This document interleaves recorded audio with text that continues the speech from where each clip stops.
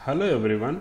सी programming MCQ का 6 part है। इससे पहले अगर आपने फिफ्थ तक देखा हुआ है तो अच्छी बात है, नहीं देखा तो देख लो, ठीक है। थोड़ा बहुत ज्ञान ले लो। सी प्रोग्रामिंग बहुत ज़्यादा इंपॉर्टेंट है, खास करके आगे चल के जो भी प्रोग्रामिंग करते हो वो कहीं ना कहीं सी पे बेस होता है। तो सी बहुत ही इंपॉर्टेंट है, खास करके बहुत सारे इंटरव्यू में, बहुत सारे टेक्निकल राउंड में सी के क्वेश्चन बहुत ज़्यादा पूछे जाते हैं। खास करके पॉइंटर क्वेश्चन हुआ, एरे क्वेश्चन हुआ, स्ट्रिंग क्वेश्चन हुआ, ये सब क्वेश्चन बहुत ज़्यादा पूछे जाते हैं। तो इसलिए मैं कहता हूँ कि आप लोग को पढ़ लेना चाहिए इसके एमसीक्यूज को, ठीक है। सी के कॉन्सेप्ट को मैं सी के ऊपर आगे चल के मैं वीडियोज भी बनाऊंगा, ठीक है। इसमें मैं ज़्यादा से ज़्यादा प्रोग्रामिंग कवर करने की कोशिश करूँगा। तो अभी के लिए देखते हैं एमसीक्यू पार्ट, ठीक है। ज़्यादा एमसीक्यू जिन्होंने सी पढ़ रखा उनके लिए ज़रूरी है ये, जिन्होंने नहीं पढ़ा हुआ है तो उनके ऊपर से बहुत सारी चीज़ें चली जाएंगी, तो इसके लिए सॉरी। लेकिन तभी अगर आप एग्जाम पॉइंट ऑफ व्यू से देख रहे हैं तो इसको जरूर देखें। ज़्यादा बकैती ना करते हुए चालू करते हैं पहला क्वेश्चन क्या है। और एक चीज़ और यार, सब्सक्राइब करके रखो यार चैनल को, काहे मतलब सब्सक्राइब कर दो, लाइक करो, कमेंट करो, कुछ ना कुछ तो करना चाहिए ना। तो पहला क्वेश्चन देखते हैं। Comment on the following pointer declaration. तो यहाँ पर क्या हुआ, इंट str, यहाँ एस्ट्रिक लगा हुआ है, यहाँ पर आपका ptr लगा हुआ है, कामा p लगा हुआ है। तो आपको मालूम है ये स्टार का मतलब होता है कि ptr एक पॉइंटर है और p एक नॉर्मल वेरिएबल है। तो यहाँ पर क्या लिखा हुआ, पहला ऑप्शन देखो, ptr is a pointer to integer and p is not. सही है, p हमारा पॉइंटर नहीं है, सही है। ptr and p both are the pointer to integer, ये रॉन्ग स्टेटमेंट है। ptr is a pointer to integer and p may और मे नॉट बी। तो इसमें कोई प्रोग्रामिंग है, ये कोई सर्टेन नहीं कि मे नॉट बी क्या मतलब होता है, ऐसा कुछ नहीं है, ठीक है। यहाँ पर दिखा है कि ptr and p both are not pointer to integer. तो इसका ये तीनों गलत है, पहला ऑप्शन ही सही है यहाँ पर कि p हमारा जो ptr हमारा जो है वो पॉइंटर टू इंटीजर है और p नहीं है, ठीक है। तो सही स्टेटमेंट है पहला। नेक्स्ट चलते हैं आपका, comment on the following C statement. तो कॉन्स्ट int स्टार ptr, तो कॉन्स्ट का मतलब है जो भी इसमें चीज़ें साइन हो जाएंगी वो दोबारा चेंज नहीं कर पाएंगे। तो यहाँ पर देखो, you can not change the value pointed by ptr। हाँ, अगर ptr में कोई वैल्यू हमने डाल दी, मतलब कोई एड्रेस डाल दिया, तो हम फिर चेंज नहीं कर सकते हैं। तो ये बिल्कुल करेक्ट स्टेटमेंट है, तो यहीं पर इसका सही रहता है। बाकी आगे पढ़ लेना, बाकी सब बकवास लिखा हुआ कोई ना कहीं वो गलत होगा, ठीक है। नेक्स्ट देखते हैं आपका जो है थर्ड नंबर क्वेश्चन देखते हैं। Let p1 be a integer pointer with a current value of 2000, ठीक है। 2000 इसमें p1 में स्टोर है। What is the content of p1 after the expression p1 plus plus has been evaluated, ठीक है। तो यहाँ पर क्या 2000 है और ये इंटीजर टाइप का होने के कारण इसका साइज जो होता है वो होता है 2 बाइट का। सी में जनरली जो है 2 बाइट का ही मिलता है आपको, ठीक है। तो 2 बाइट का होने पर जब p प्लस प्लस करोगे तो ये क्या होगा, जो प्लस प्लस जो होगा तो एक्चुअली ये 2 एड्रेस जंप करेगा। 2 एड्रेस क्यों जंप करेगा, क्योंकि इंटीजर जो साइज है वो आपका 2 बाइट का। अगर ये फ्लोट होता तो 4 जंप करता, डबल होता तो 8 जंप करता। तो इसी कारण अगर एक बार प्लस प्लस किया, इंटीजर होने का कारण ये होगा, ये 2000 है तो 2002 हो जाएगा। तो इसका करेक्ट आंसर हो जाएगा 2002, ठीक है। तो ये आंसर यहाँ पर टिक लगा देने का। नेक्स्ट चलते हैं आपको फोर्थ नंबर क्वेश्चन पे। Let p1 and p2 be the integer pointer which one is the systematically wrong statement. तो यहाँ पर देखो क्या है कि पहला देखो, p1 equal to p1 plus p2, दोनों पॉइंटर को ऐड करके इसमें हमको p1 में ऐड कर रहे हैं। तो ऐसा है कि ऐसा हम कुछ कर नहीं सकते, ये बिल्कुल रॉन्ग है, ठीक है। ये रॉन्ग है, यही रॉन्ग है, ठीक है। ऐसा कर सकते हैं, हम किसी एड्रेस को में -9 करेंगे तो हमारा जो इंटीजर है तो 9 इंटू 2 माइनस हो जाएगा, ठीक है। 9 इंटू, क्योंकि इंटीजर का साइज 2 है तो यहाँ पर जो 9 इंटू 2 हमारा मतलब 18 माइनस हो जाएगा। एड्रेस मतलब p1 का जो भी एड्रेस होगा वो 18 माइनस हो जाएगा, p1 स्टोर हो जाएगा। सेम चीज़ ये भी कर सकते हैं, अगर प्लस करते हैं तो 9 इंटू 2 मतलब इंटीजर साइज 2 है तो हमारा 18 यहाँ p1 में जो है वो p2 का एड्रेस जो है वो 18 जंप कर जाएगा। इस तरह से भी कर सकते हैं, कोई प्रॉब्लम नहीं। हमारा जो ये वाला जो है स्टेटमेंट हमेशा से करके दो पॉइंटर को जो है एड्रेस को वो आपका ऐड करके एक में स्टोर नहीं कर सकते हैं। नेक्स्ट चलते हैं आपका, suppose that cpti is a character pointer and it current content is 300, ठीक है। What will be the new value of cptr after the following assignment, ठीक है। तो यहाँ पर हमने C P T R equal to क्या, C P T R plus 5, तो इसमें सी पी टी आर में क्या है 300 है, तो 305 करेंगे। करेक्टर का साइज कितना है, 1 बाइट होता है, सॉरी पार्टिक्चर में। तो करेक्टर का क्या होता है, 1 बाइट का होता है। तो यहाँ पर जब +5 करोगे तो एक ही बाइट मतलब 5 ही प्लस होने वाला है। एक्चुअली होगा करेक्ट, यहाँ 5 का मतलब होता है इंटू डेटा 1, मतलब A1 क्या हो मतलब होता है कि जो डेटा टाइप है उसका, ठीक है, उसका साइज। तो यहाँ पर जो होगा, जो 300 + 5 करेंगे तो 305 यहाँ पर स्टोर हो जाएगा, ठीक है। तो अब ये समझो कि अगर ये इंटीजर टाइप का होता तो यहाँ पर इंटू 2 कर देते, क्योंकि साइज क्या है वो 2 है इंटीजर का। यही अगर आपका लॉन्ग होता तो 4 होता, फ्लोट होता तभी 4 होता, डबल होता तो आपका क्या हो जाता 8 हो जाता। तो इस तरह से करके जो है ये कैलकुलेशन इस तरह से किया जाता है, ठीक है। तो आई थिंक बेसिक आप समझ रहे होगे, ठीक है। नेक्स्ट चलते हैं आपका which is the valid expression in C language. तो सी लैंग्वेज में क्या है, तो इस तरह से हम देते हैं तो कामा करके नहीं दे सकते भैया। आप यहाँ पर जो है नॉर्मल इंग्लिश नहीं पढ़ रहे हो या नॉर्मल मैथ नहीं पढ़ रहे हो, आप प्रोग्रामिंग पढ़ो तो कामा करके नहीं दे सकते हो। यहाँ पर देखो ये int num my num equal to ये स्टेटमेंट बिल्कुल सही है, कोई प्रॉब्लम नहीं इसमें, ठीक है। लेकिन आप मुझे बताओगे कि इसमें कितना स्टोर कराया गया है, वो स्टोर कराया गया है आपका 1 लाख, ठीक है, 1 लाख। तो क्या 1 लाख जो है यहाँ पर वो क्या माई नम में स्टोर हो पाएगा? इसके अगर 1 लाख माई नम में डालते हैं तो हमारी वैल्यू कितनी आएगी, ठीक है। मतलब अगर इंटीजर 2 बाइट का है तो इंटीजर 4 बाइट का तो कोई दिक्कत नहीं है, 1 लाख आराम से उसमें चला जाएगा। अगर 2 बाइट का इंटीजर है तो आप मुझे बताइए कि 1 लाख इसमें अगर माई नम में डालेंगे तो उसमें क्या स्टोर होगा, ठीक है। ये बहुत ही इंपॉर्टेंट चीज़ें हैं, इसको ध्यान दीजिएगा। आप मुझे कमेंट करके बताइएगा। अगर आपको आप नहीं बता पाते तो मैं नेक्स्ट वीडियो में इसको मैं जरूर इस पर डिस्कस करूंगा, ठीक है। जब तो नेक्स्ट यहाँ पर देखते हैं, यहाँ पर इंड माई नम स्पेस दे दिया, स्पेस बिल्कुल अलाउ नहीं होता तो ये रॉन्ग हो गया। यहाँ पर देखो, यहाँ पर इंड माई नम, यहाँ पे स्पेस दिया, यहाँ पर एक तो साथ डबल इक्वल लगा दिया, कंपेरिजन ऑपरेटर लगा, तो यहाँ भी बिल्कुल गलत है, ठीक है।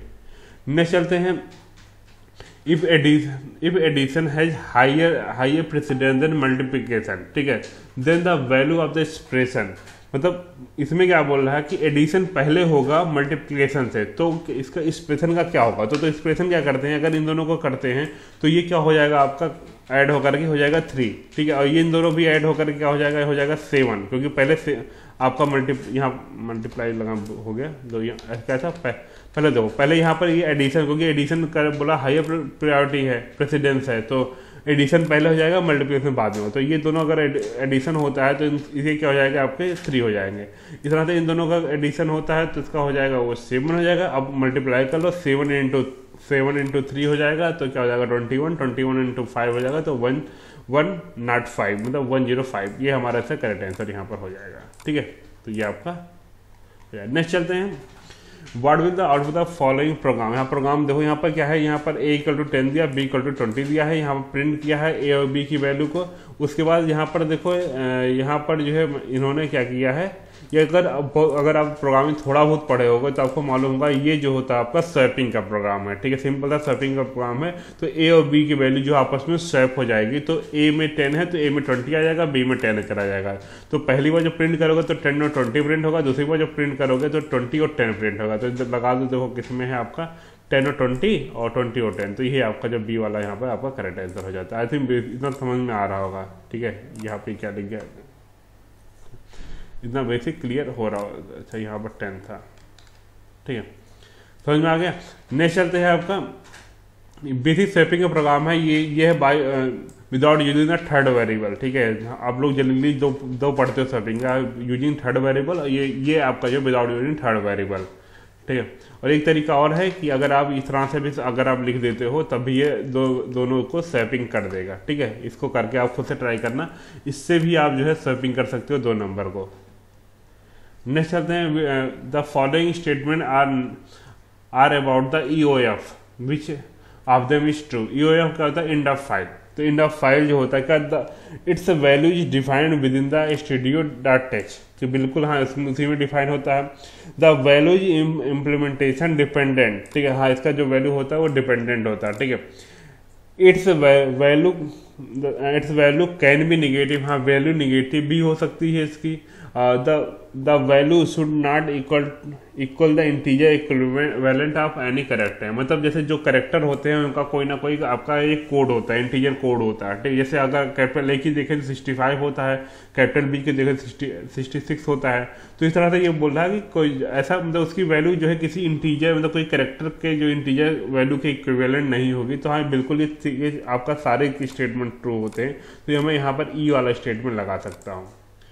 अगर आप फाइल हैंडलिंग पढ़ोगे तो आपको मालूम होगा EOF क्या होता है, इंड ऑफ फाइल होता है। जब भी हम फाइल को रीड करते हैं, ठीक है, तो हम हमेशा क्या करते हैं, इंड ऑफ फाइल तक रीड करने की कोशिश करते हैं कि जहाँ तक लास्ट तक, मतलब जब EOF आपका रीड होता है इसका मतलब होता है कि हम जो है फाइनली हमारा फाइल जो है वो फिनिश हो चुका है, मतलब उसके आगे कुछ लिखा नहीं गया है।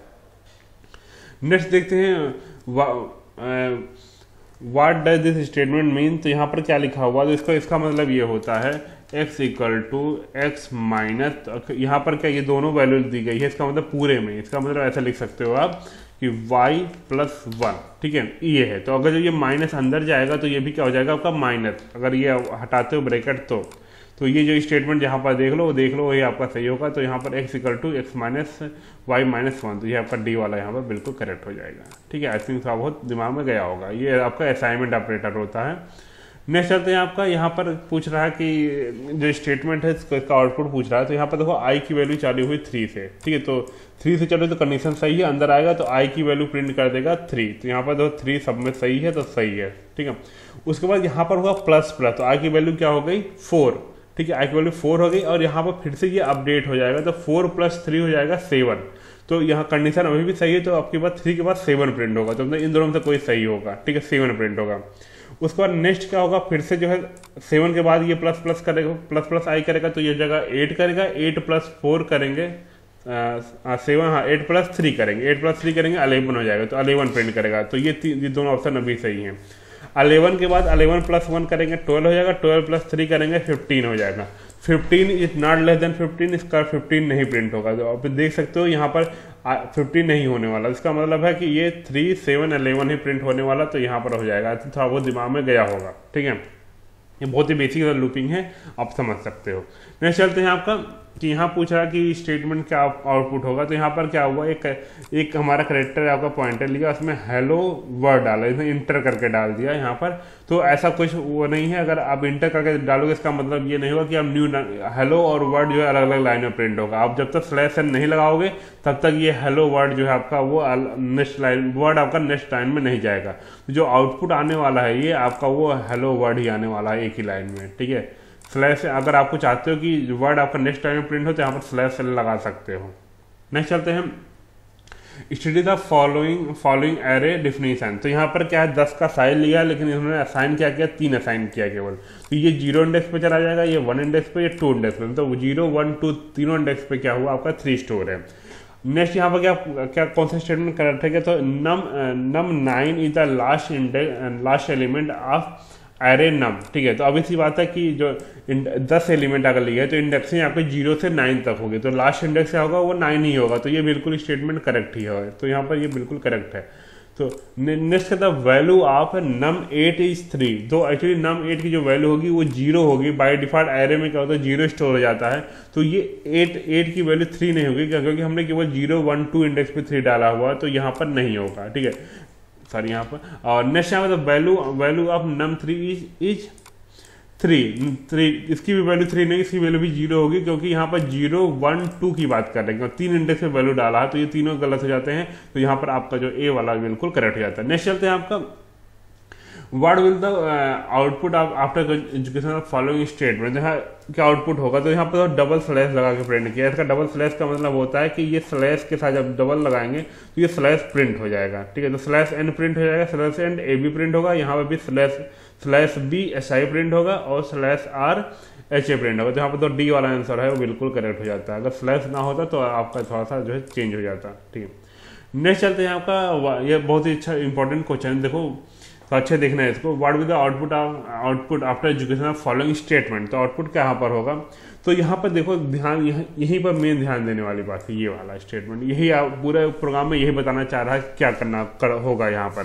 तो एक्चुअली में क्या हो, जब हम कोई भी नंबर को जीरो से स्टार्ट करते हैं या इनपुट देते समय या यहाँ पर डायरेक्ट असाइन करते समय जीरो करते हैं, तो इसका मतलब है कि आप ये बताना चाहते हो कि जो 65 है एक ऑक्टल नंबर है और आप उसको ऑक्टल को डेसिमल में कन्वर्ट करके आई में स्टोर कराना चाहते हो। तो अगर ये 65 को आप डेसिमल में कन्वर्ट करोगे तो आएगा 53, तो आई में क्या स्टोर होगा, 53 स्टोर होगा। साथ ही साथ अगर आप यहाँ पर अगर ऐसे देते हो 0x65 देते हो या फिर 0X65 देते हो, इसका मतलब क्या है, आप बताना चाहते हो 65 जो है एक हेक्साडेसिमल नंबर है और उसको इंटीजर फॉर्म में कन्वर्ट करके मतलब डेसिमल फॉर्म में कन्वर्ट करके आई में डाल दो। ठीक है, तो अभी हमारे पास ऑक्टल नंबर है, तो ये हमारा क्या होगा, ये 0 है, 0 मतलब ये आप रिप्रेजेंट कर रहे हो कि ये जो 65 है वो ऑक्टल नंबर है। तो ऑक्टल को जब कन्वर्ट करेंगे डेसिमल में तो आ जाएगा 53, और जे आपका नॉर्मली लिखा गया है तो जे में जे आपका ऐसे चला जाएगा, तो यहाँ पर यह 53 और 65 प्रिंट होने वाला, तो यहाँ पर ये प्रिंट हो जाएगा। आई थिंक थोड़ा बहुत पल्ले पड़ा होगा, तो याद रखना अगर आप इस यहाँ से इंटर करते हो तो अब इसी बात है वो आप दिखाना चाहते हो कि आप जो नंबर इंटर कर रहे हो वो हेक्साडेसिमल है, उसको ऑटोमेटिक आप कन्वर्ट कर लो डेसिमल फॉर्म में। ठीक है, तो इस तरह से करके किया जा सकता है।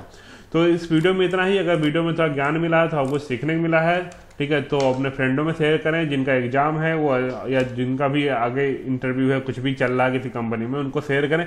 ये चीज़ें बहुत ज़्यादा इंपॉर्टेंट, इस तरह के क्वेश्चन पूछे जाते हैं, थोड़ा बहुत बेसिक क्लियर हो जाएगा आपका सीखा।